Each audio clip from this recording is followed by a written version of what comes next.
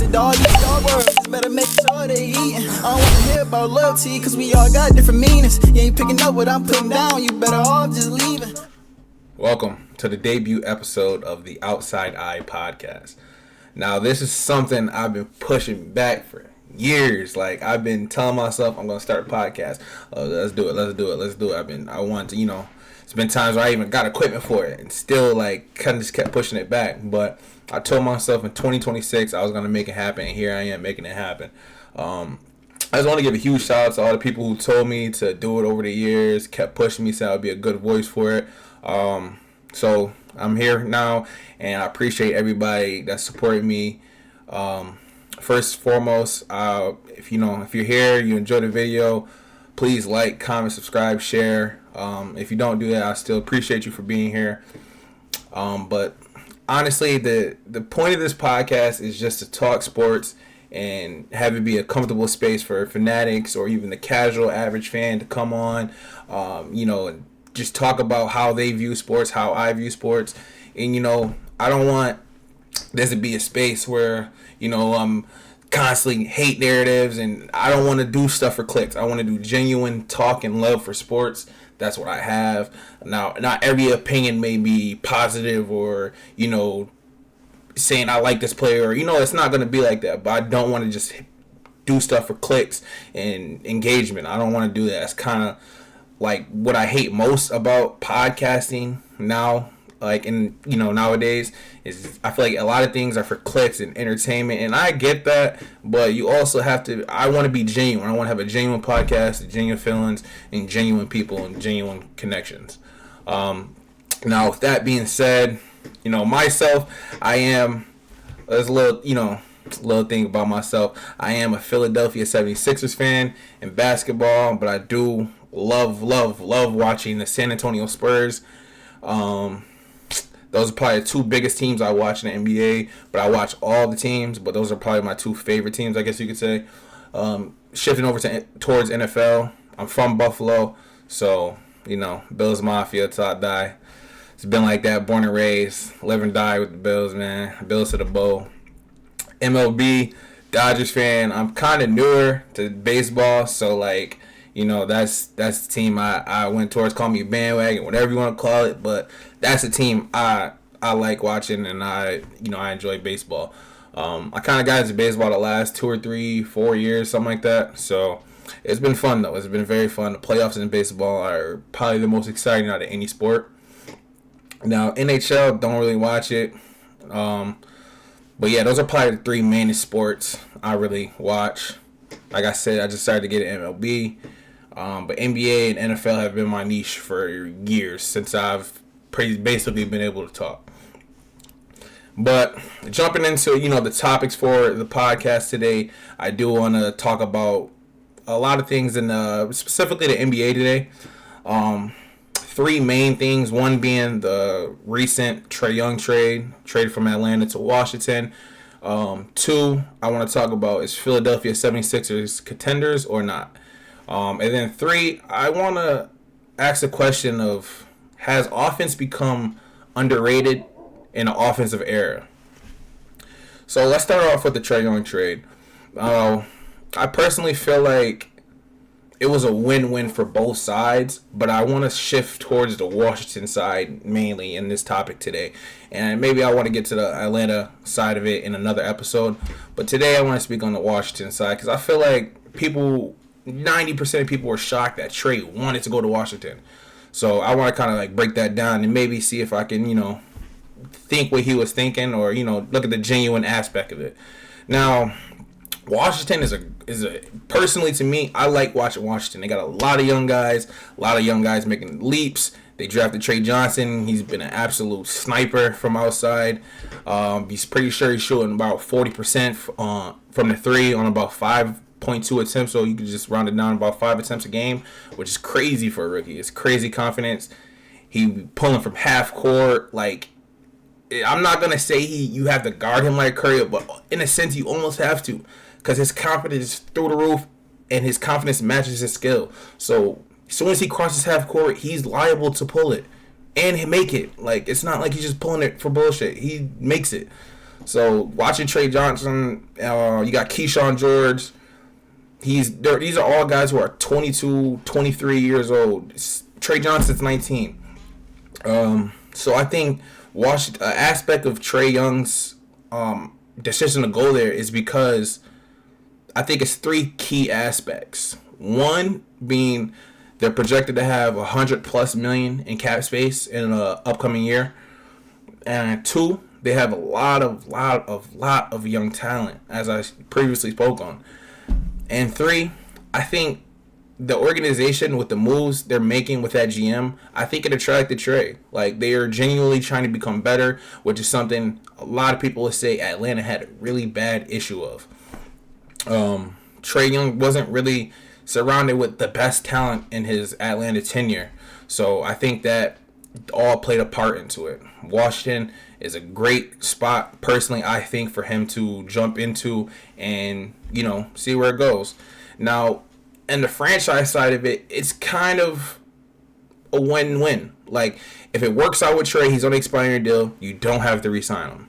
If it does work out, you can re-sign him because you have plenty of cap space. You have a whole bunch of young guys who aren't due to get paid for 2-3 years. So I do think from both sides, the franchise and Trae's standpoint, it worked out perfectly. Now, a part of what I said is why Trae might have went there is because of the cap space. So I do think Trae can get paid again if he, obviously he'll ball out, and I think he can get paid there. But I'm not sure if that would be the biggest thing. I think the biggest thing is the guys they have there. You have guys like Alex Sarr, 7-footer. A lot of people doubted him when he first came in because he wasn't this big name, and people didn't. Oh, who is this guy? Like, if you were on Twitter or any social media back when he was drafted, people were extremely doubted him. But he's always been a great talent to me. He's a 7-footer. This season, he's playing his best basketball. He's averaging 17 points per game. He has 2.3 blocks per game, 8 rebounds per game, and best of all, he's shooting 50% from field goal. These are all career highs. That's 4 career highs for Alex Sarr. So it's an insane leap. And shifting towards some of the other guys, Keyshawn George, 22 years old, 9 points per game, jumping to 15 points per game. You got 2.5 assists per game, jumping to 5. 32% from 3, jumping to 40. Those are insane leaps from guys who are 21, 22 years old. He's also shooting 46% from field goal, aside from 37% last year. So those are insane leaps for guys like him. Like, these aren't, like, to do that in such a short amount of time, a year, has been insane. So I think playing with a guy like Trae Young will definitely help him. I think it will play a huge part in his development. Same thing with Alex Sarr. I think both of those guys could be. I think Keyshawn George can be an elite catch and shoot guy for him. I think he can make a lot of drives. I think Alex Sarr can be an insane lob threat. Like, these guys have a lot of potential, and with adding a guy like Trae Young, who's a natural born playmaker, is gonna do nothing but make them better. And being a player Trae is, he has a lot of gravity, so defenses will naturally gravitate towards Trae, which will open up a lot more opportunities for guys like Keyshawn George, Alex Sarr, Trae Johnson, and Bilal. I'm not sure if I'm pronouncing his name right. I always get that wrong, but yes, these are a lot of guys that I think will help Trae, and Trae will help them. Now, people will say, oh, Trae Young's is a bad defender, and this, that, and the third. While he is not the best defender, but people make it seem like he's just out there not trying. Jason Williams said this on a podcast not too long ago. He said that Trae Young isn't just out there not trying. It's not like he's not trying. He's trying, but he just hasn't been surrounded with the best, like, defensive help around him. And with guys like Alex Sarr, footer, Keyshawn George, 6'8", Bilal, 6'7", Trae Johnson, 6'5". These are guys with length, long arms that can help cover, protect and hide Trae. Because a lot of game planning in today's NBA is switching matchups. who can get this guy on who, and a lot of that. So I think with those guys and that personnel, you can for sure hide Trae, or at least stop so much of the matchup hunting. Now, with Washington, like, I do feel like, truthfully, in the aspect of all of this, everything I named, the cap space, the young talent, I think with the moves their GM has been making, he's been a very smart GM. He's done things the right way. He's flipped a lot of players for better players than picks and things of that nature. So with that cap space, I do think that they will get another piece to complement Trae Young and that young roster, yet that young lengthy roster. So the cap space allows them to make another big move. So I wouldn't necessarily count them out just yet, because their GM is very aggressive with flipping players. And keep in mind, they have Chris Middleton, who has a crazy contract, and I think they will get rid of that eventually, possibly in a 3-team trade with somebody. But I think Washington, the future is very, very, very bright for Washington. And from a franchise standpoint, I think it's a win-win. If things don't work out with Trae, you don't have to pay him. If things do, you can extend him. So, and for Trae Young's point, you have a fresh start, young guys around you who just want to get better, who have been playing the best basketball of their young careers. I don't see any losing on either side, either Trae side or Washington side. So I think the future is bright for them. I think the future is truly bright for them. Now, shifting topics a little bit, I do want to go over to another Eastern Conference team, Philadelphia, the 76ers, my team. Now, this season has been very questioning. Like, there's a lot of questions on this season. Why our third quarters have been terribly bad. Why our fourth quarters have been amazing.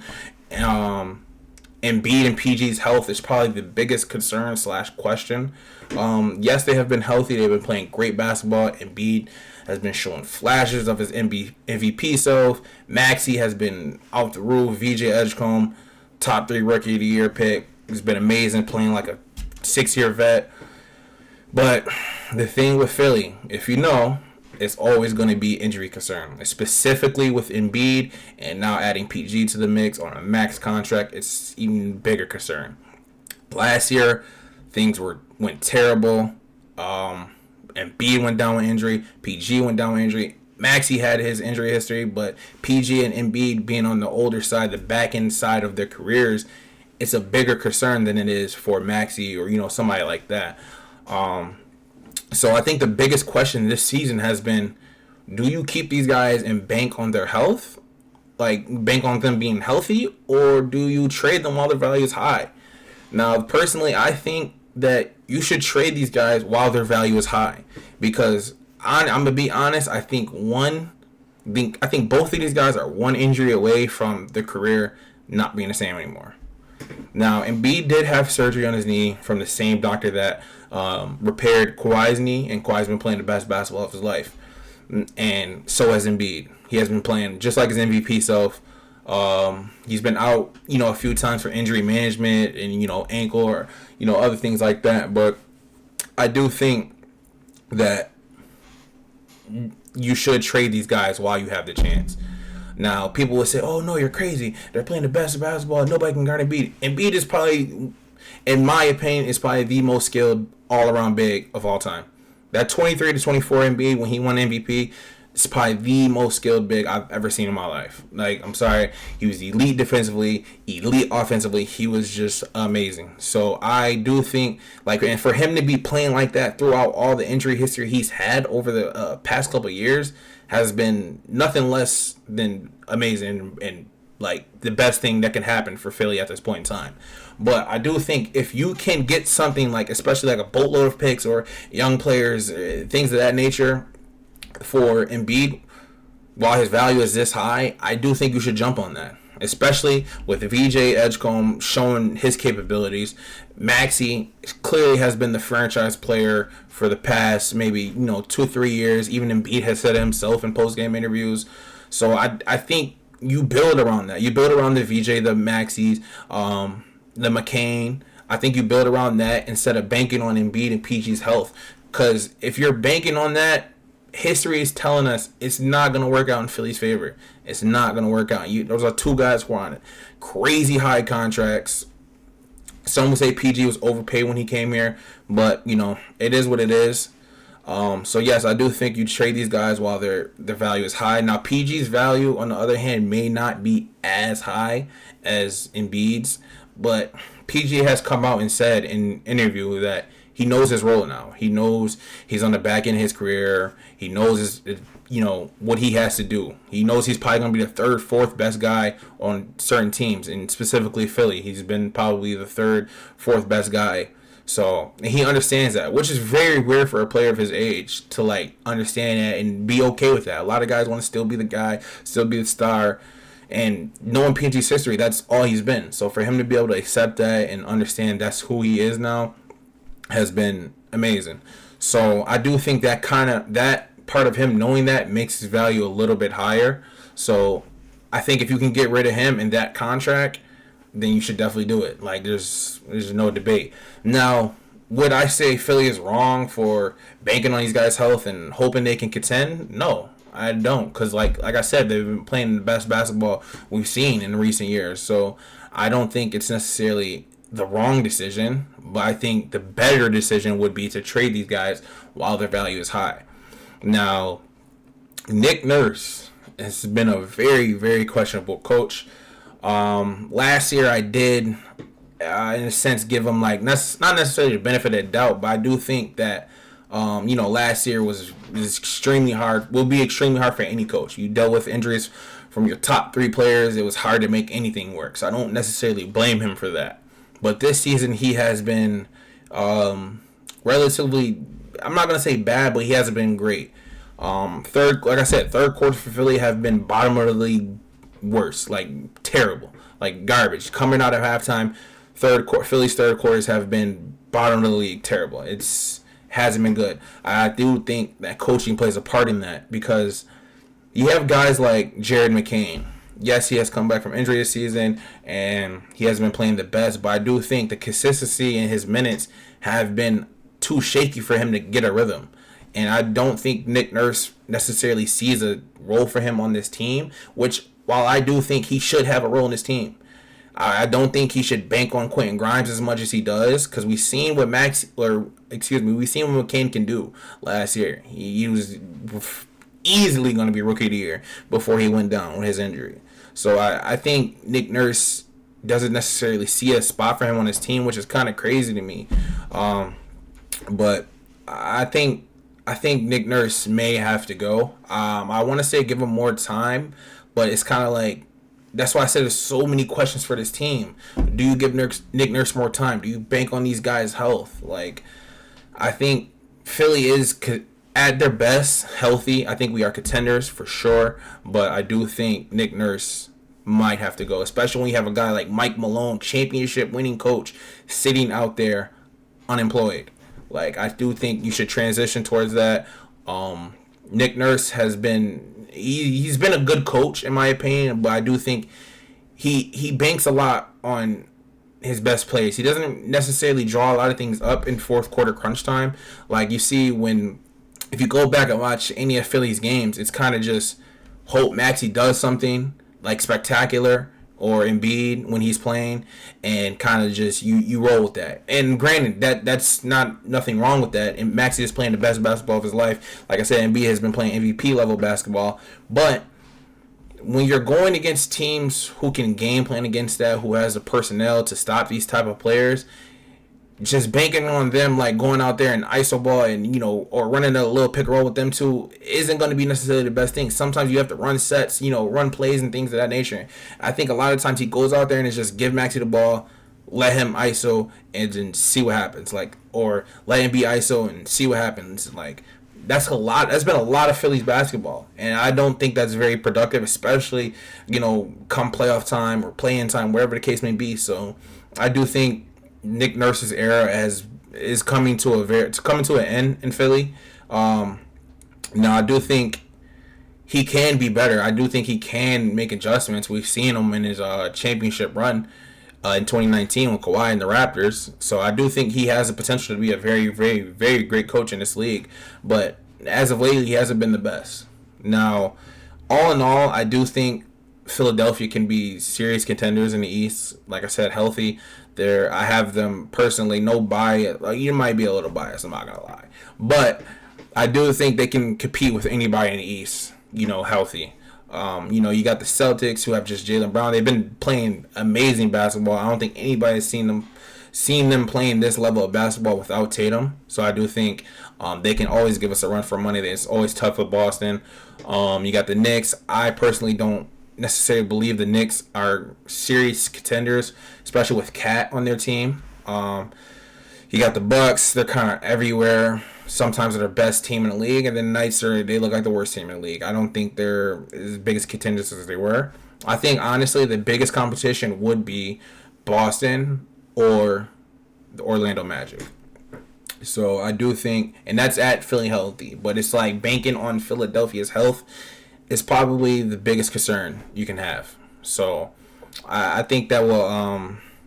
I think in the next couple of days or so, I think we'll see what Philly is going to do.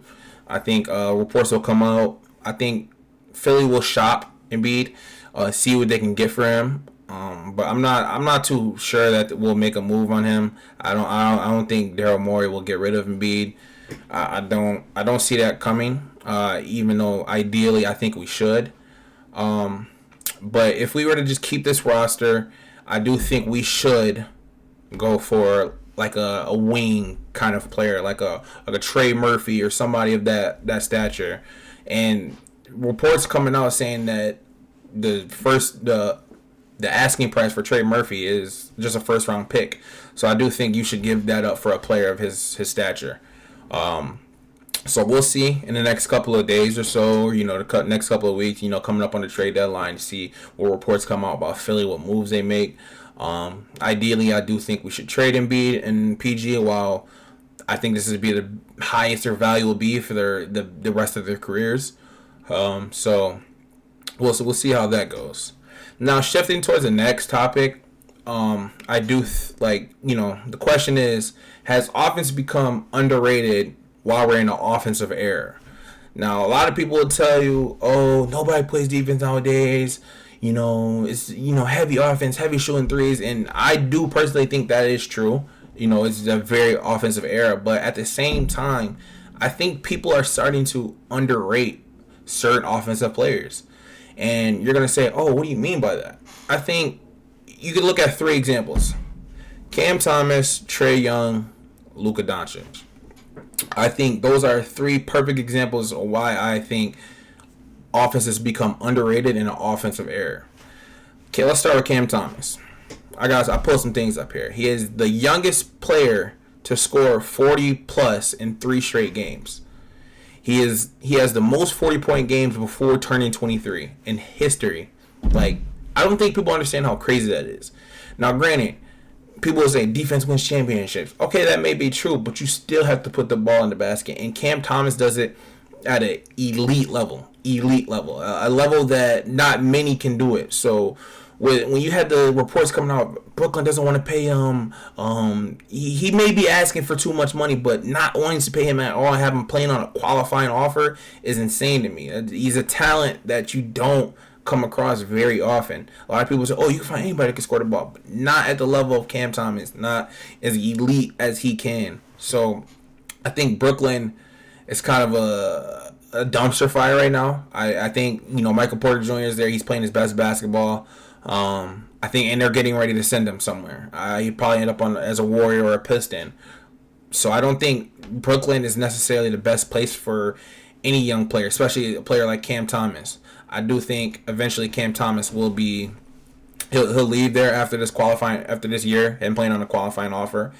Cam Thomas, he's been one of my favorite players to watch. He's an elite scorer, and I think his game has become underrated. Yes, his playmaking has issues. Yes, his defense can have issues, but those are things you can work on. When you're sitting there in his face in a room telling him, okay, we don't want to pay you. We don't want to pay you anything, not even half of what you want.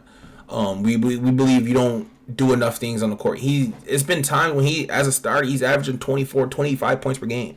That's not nothing normal. That's not nothing you just walk upon. Like those are amazing numbers. Now, yes, his defense can be issues. Yes, his playmaking can have issues. But I think those are things you can work on, things you can help him develop. He's still, 22, 23? At the highest, 24? He's not even close to his prime yet. So I think that if you get the right people around him, the right program, right team, that he can become one of the better players in our league. Not just scoring, just all around. I do think he has the potential for that. Now, if you watch a lot of Cam Thomas, you'll say, "Oh yeah, he takes a lot of bad shots," but these are shots he works on. This is things he's talked about in interviews, saying he works on these shots. So it may look crazy to you, but he makes those in practice. So of course he's gonna have the confidence to take it in game. Now, I do think like Kevin Durant, he touched on this in an interview back when maybe a week or two ago when Rockets played the Nets. He said he thinks Cam Thomas just needs a new environment, and that's something I totally agree on. I think Cam Thomas just needs a team that believes in his talent and believes he can become the player I think he can be. Even KD said in that same interview that he's becoming underrated. Like that's not, and this is coming from probably what I would say the greatest scorer of all time, Kevin Durant. Like, if he's telling you that this player is becoming underrated, it's because he is. I think a lot of these players get, I'm not going to say bad mouth, but I think a lot of these teams will kind of, twist the narrative about these players to, devalue them and, we're gonna shop you, but nobody wants you, so why would we pay you this? And they're using these in negotiations. Now, from a team standpoint, it seems good because they know Cam Thomas has his talent. We've seen it. They know he has his talent, but they don't want to pay him the money he wants, even though he deserves it. So I think these teams will twist narratives behind, in the media, leak certain things, and sometimes even lie about these players just to devalue them and, kind of, nobody wants to trade for him. Nobody wants to trade for LaMelo Ball. Nobody wants to trade for Trae Young. Their value is at an all-time low. Look what Trae Young went for. He went for Corey Kispert and CJ McCollum, who was just, a match for the contracts. I think these teams are doing these things on purpose just to kind of get what they want.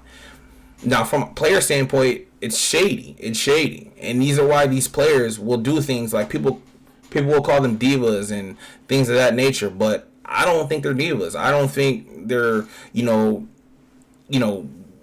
divas. I just don't. I don't know any other words. I don't want to say anything too vulgar in here, but I don't like that. I don't like that narrative painted about these players saying, this guy has bad character problems. He has bad attitude problems. I don't think that's the case. I think these players know their worth, and they're not gonna let billionaire teams who are just being greedy. Now, I get second apron and the new CBA rules have made things harder to pay certain players, but I also do think that there shouldn't be room for disrespect to players with elite talent. So the new CBA makes things a lot tougher to pay certain players, but I don't think that should necessarily be the deciding factor for a lot of these players. Now, shifting over towards Trae Young, another player I think has become underrated. Talk about him earlier. His gravity is crazy. He's a second player in history to lead in total points and total assists in a season. The second player in NBA history. People are acting like because his defense has issues at times, and things of that nature, that he's just what Trae Young is normal. It's not normal. He's a walking 25 and 10 assists per game. The last 4 years, excluding this current year, the last 3 years, he's averaging 10 plus assists per game. That's not nothing you just waltz upon. On top of him averaging 23 plus points per game in all of those seasons. In the seasons before that, when he wasn't averaging 10, he was averaging 9.7, 9.2, 9.3. He's been doing this. I'm pretty sure in his career, he averages 9.8 assists per game, excuse me. He's the second youngest and fastest player to reach 12K points and 4K assists. He's a 4-time All-Star. But yet, if you just go off of media narratives and you look up Trae Young's name, you'll just see bad defense, boring trade. He didn't go for anything. He went for a young player and an old player on just to match a contract. Like, if you look at these things in totality, you'll think Trae Young is just some average player. He's not. He's not. He's an elite talent, elite playmaker. He's an elite all-around offensive player. Now, yes, his defense can be shaky for sure, but is that excuse to, like, devalue him and make him something he's not? No, he's not. He's a great player. He's an amazing talent. I think offensively, people need to really, like, understand that the things he does on offense, and, you know, even Cam Thomas, they're not necessarily something you'll stumble upon, you know, just going down in the draft or, you know, in a G League. These aren't normal things. So I do think, like, these two players and even Luka are, like, perfect examples. If you hear about any of these three players, you look up their names on any website, specifically Twitter or anything like that, you would think, oh wow, like, these players are bums. These players, you know, they just put up empty stats. They're not empty stats. That's another narrative I hate about offensive players. Like, oh, they're putting up these empty stats. Oh, they're just garbage time points. No, like, because if that was the case, everybody would be doing it. If it was easy, everybody says, oh, they foul bait. You know, Trae Young foul baits, Luka foul baits. Everybody would be doing it. It's a talent. You know, it's a skill. These guys have elite skill, and I think, you know, all three of these guys have, you know, their defensive problems. You know, sometimes Luka's effort has been terrible as of recently, but I do think that people are weighing the small bad things more than, you know, the positive, strong things about their game. Luka, we don't even have to talk about Luka. Everybody knows what Luka is. Everybody knows what he holds, what he can do as a player. I think, in his case, I think it's the worst. I think he is probably the most underrated superstar in the game right now. Multiple seasons of 38-8. One of three players to ever have 70 points, 10 boards, and 5 assists in a game. He was a scoring leader in 2023 to 2024. 42 points in the playoff debut. What more can you say about Luka? Like, he's literally called Luka Magic for a reason. I think, you know, watching recent Laker games, I think people will say, oh yeah, his efforts has been terrible, and it has been. His turnovers have been absolutely detrimental to the Lakers offense. Like, his effort has been terrible. He cries to the refs a lot. But also, on the other hand, he's still out there giving you 35, 8 and 8. He's leading the league in scoring. Again, like, what Luka does isn't anything far from greatness. Far from that. He's an amazing player. He's arguably one of the most skilled players of the game, you know, in NBA history. So I do think, you know, he has become severely underrated. Now, on the other hand, I will say, though, like, he does need to stop crying to the refs. He does need to get back on defense, because him stopping on defense, crying to the refs, is getting the other team more possessions. They literally lost games this season because of that. Now, I'm not saying that shouldn't be highlighted, that shouldn't be talked about, that shouldn't be, you know, brought up. But I don't think that should be a focal point in talking about these players. Like, I do think, like, people love to talk about the negatives because that is what clicks, that is what, you know, sells, that is what, you know, goes viral. So I do think that plays a part in it as well. But people talk about Luka, Trae Young, and Cam Thomas like these are just, you know, average players. Like, granted, Cam Thomas isn't on Trae Young's level, Trae Young isn't on Luka's level. But I think the narratives about these players have become very similar, and I do think that it should come to a stop. I think a lot of people in media nowadays, and, you know, these TV shows, paint narratives, paint negativity, just because of clicks, just because of, you know, entertainment. Like, I think that's a big part of why the issue is, like, you know, offense becoming underrated in the offensive era. It sounds crazy to say, but I think it's true. I think it's extremely true. These players have been nothing far from elite on the offensive side. Now, granted, there's two sides of the ball, and defense has been, you know, shaky. But in Lucas' perspective, the Lakers have a terribly constructed roster. Terrible. absolutely terrible. So asking him to play defense and be this elite offensive talent we know he is. It's a lot to ask out of a player. Now, granted, he can give better effort for sure. He can stop grinding to the refs for sure. But when you're looking at his all-around roster of the Lakers is terrible. Trae Young's past rosters on the Atlanta Hawks have been absolutely terrible. Cam Thomas, we know the Nets have been terrible. So these guys aren't necessarily surrounded with the talent. I think the talent to make them, better in their deficiencies. So like these guys all lack kind of the same things, defense and sometimes effort. So I do think that when you surround them with players that can, kind of help them with their negatives, I think that will make things easier for them. I think that will make things a lot easier for them. But Luka right now, the Lakers, terrible roster. Trae Young, terrible rosters. Cam Thomas, we know what the Nets are. I don't even have to speak on that. Luka, last time he had a great roster around him, constructed perfectly, he went to the finals. So people will say, oh, he lost it because he was hunted. But I think that also can go to game planning.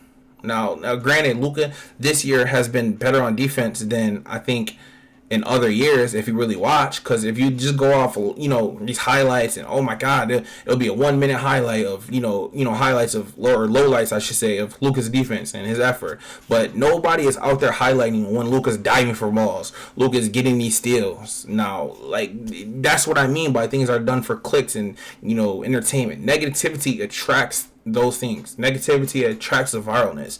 So I think a lot of that plays a part into that. I think that's one of the biggest reasons why I want to start a podcast, because I just want to have a space to talk about sports in a true, honest, genuine way instead of, oh, let's just say this, paint a narrative and, let's just have crazy takes and, go viral. Like, if I go viral, great. If I don't, I don't. But I want to have a genuine space to talk about this and, be real. Like, I don't want to just say things for clicks. And I think that's what part of the reason why this offense has become underrated in this era. I think a lot of people, feed off of negativity. I think that really, really, really needs to be addressed. I think people need to kind of necessarily try and take a step back and really watch these games. That's kind of the reason, another reason I started the podcast is because I wanted to connect the average casual fan to a fanatic of sports like me. So I want not necessarily to see from my eyes, but I think that's part of the reason too, because you gotta think about it. The average casual fan is turning on ESPN, they're going on Twitter, they're seeing these highlights players. So when you have former players like Shaquille O'Neal and Charles Barkley just talking negatively about players all day, of course the average casual fan, there's more average casual fans of the NBA than there is of super fanatics like myself or people I surround myself with that deep dive into these things. So when you have former players on these TV shows talking bad and talking down on these players and this, that, and the third, all you hear, you turn on anything Shaq says, probably one of the biggest names in media right now. You turn on any show, he has a history of downplaying big man, things of that nature. So when the average fan wakes up and turns on these shows and all they hear is negativity, why wouldn't they naturally gravitate towards, oh yeah, this player Luka's terrible, his defense is terrible, oh he puts up empty stats? Of course, because that's all they're getting fed. So then you have former NBA players starting podcasts where are more genuine truth. These players are coming out. So I think that's the biggest part of it. I think it's these big sports names, these big Hall of Famers are, going on these shows and speaking negatively on these players instead of actually sitting back and, enjoying it, because negativity gets clicks.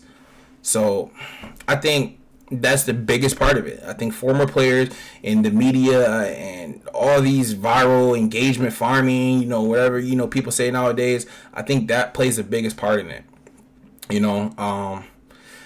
Now, do I personally think that it has become underrated? I do. I kind of gave all my reasoning on that.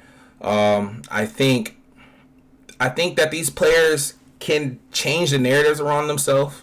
It's not just those three. It's multiple, players throughout the league. I think they can change the narrative by also, giving effort and things of that nature I spoke on. But I also think the media and everything needs to change.